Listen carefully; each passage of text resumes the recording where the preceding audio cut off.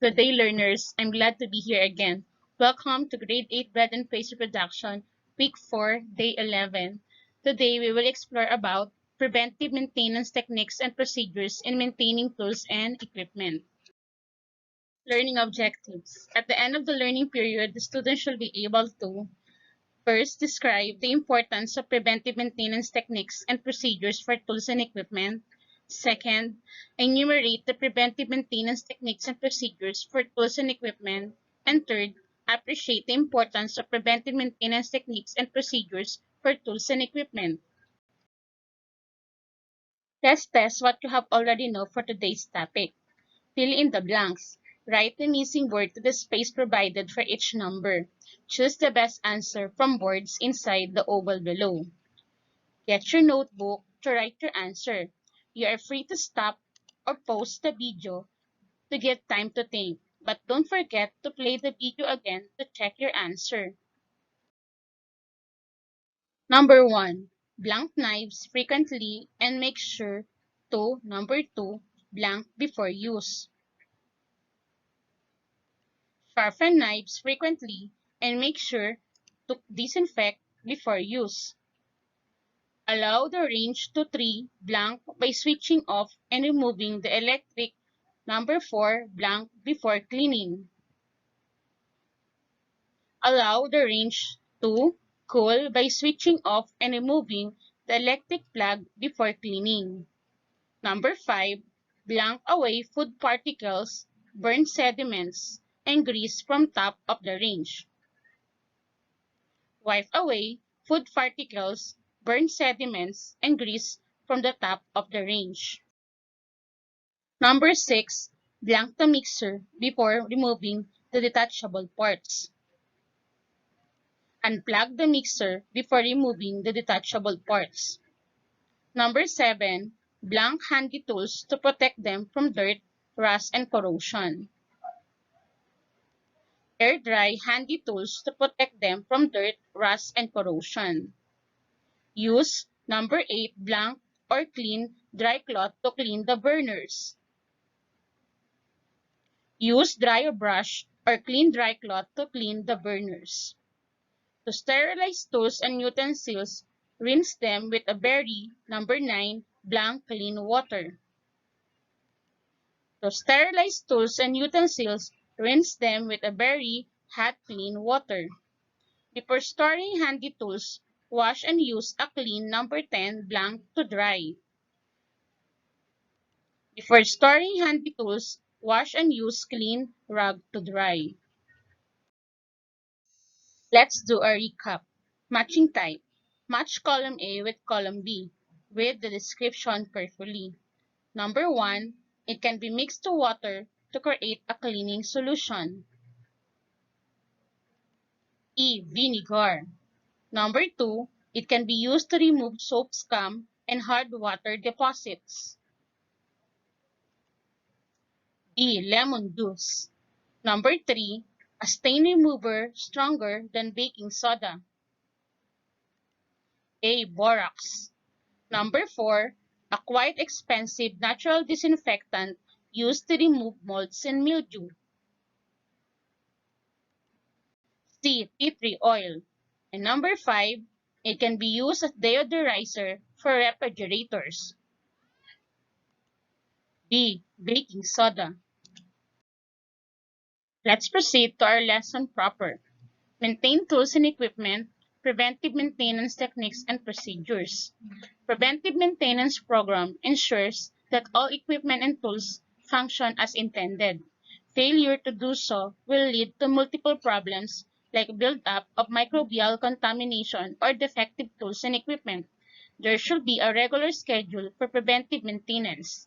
It will help in reducing expenses and saving more in the long run. For cutting tools, sharpen knives frequently and make sure to disinfect before use.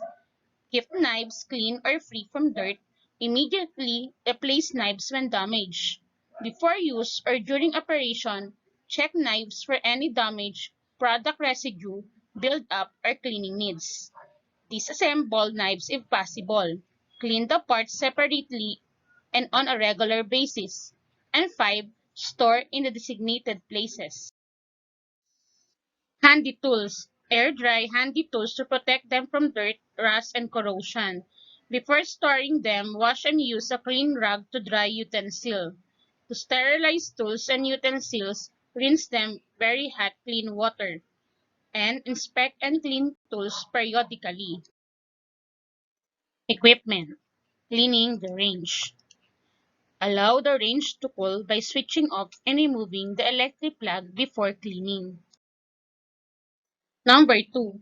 Wipe away food particles, burn sediments, and grease from the top of the range. Use natural cleaning materials for hard to remove stains. Number 3.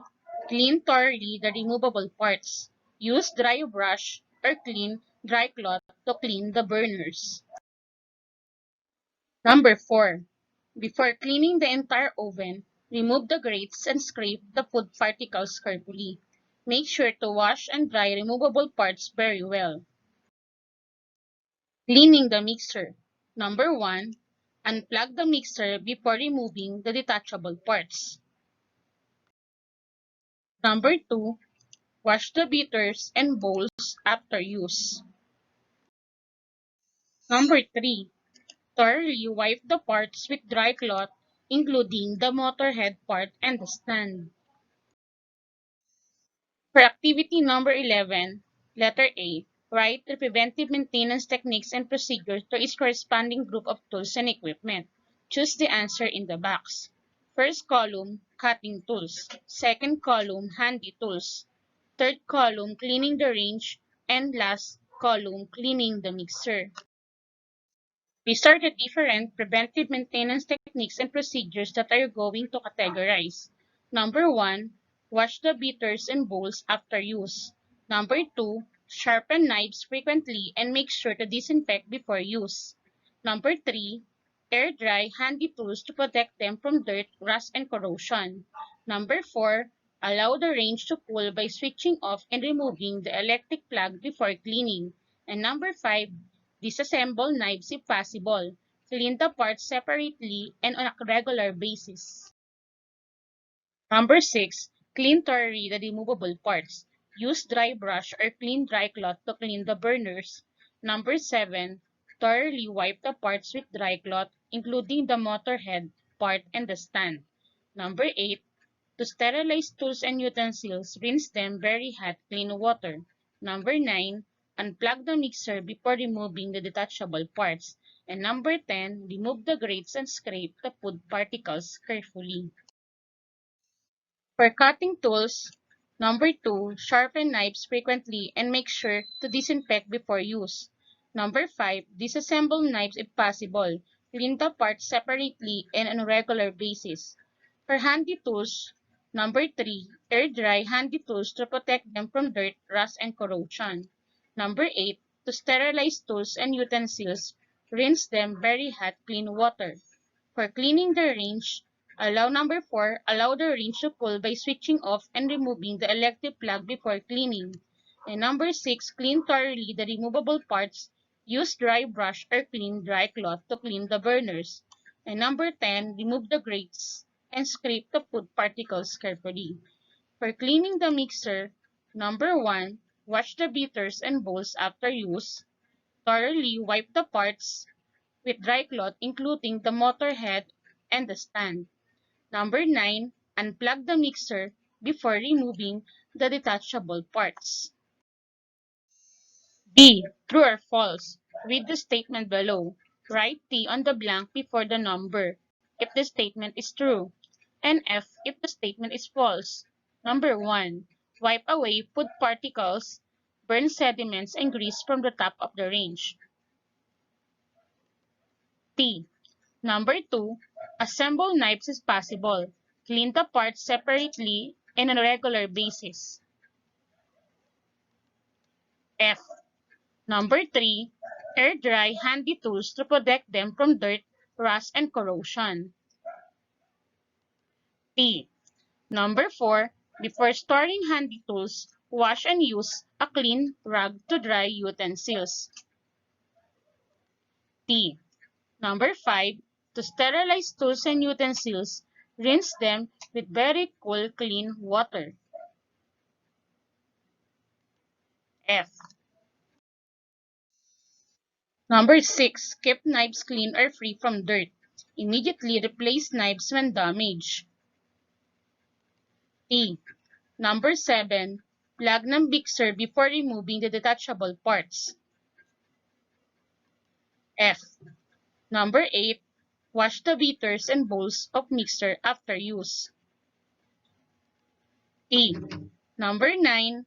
Allow the range to cool by switching off and removing the electric plug before cleaning. T. Number 10. Before storing, wash and use a dirty rag to dry utensils. F. To sum up the lesson, answer the following questions. Number 1. What have you understood about preventive maintenance techniques and procedures? Number 2. Why is preventive maintenance techniques and procedures being important to apply for tools and equipment? Preventive maintenance program ensures that all equipment and tools are in good condition. Poster making. So you're going to make a poster about the importance of preventive maintenance techniques and procedures for tools and equipment. Postas. Fill in the blanks. Write the missing word to the space provided for each number. Choose the best answer from words inside the oval below. Number 1. Blank away food particles, burn sediments, and grease from the top of the range. Wipe away food particles, burn sediments, and grease from the top of the range. Before storing handy tools, wash and use a clean, number 2, blank to dry. Before storing handy tools, wash and use a clean rag to dry. Use, number 3, blank or clean dry cloth to clean the burners. Use dry brush or clean dry cloth to clean the burners. Number 4. Blank the mixer before removing the detachable parts. Unplug the mixer before removing the detachable parts. Number 5. Blank knives frequently and make sure to blank before use. Sharpen knives frequently and make sure to disinfect before use. Allow the range to number 7 blank by switching off and removing the electric number 8 blank before cleaning. Allow the range to cool by switching off and removing the electric plug before cleaning. Number 9. Blank handy tools to protect them from dirt, rust, and corrosion. Air dry handy tools to protect them from dirt, rust, and corrosion. To sterilize tools and utensils, rinse them with a very number 10 blank clean water. To sterilize tools and utensils, rinse them with a very hot clean water. That's the end of our lesson. I hope you gain knowledge for what we had today. Continue to study and keep safe always. Thank you. God bless and have a nice day. See you next time.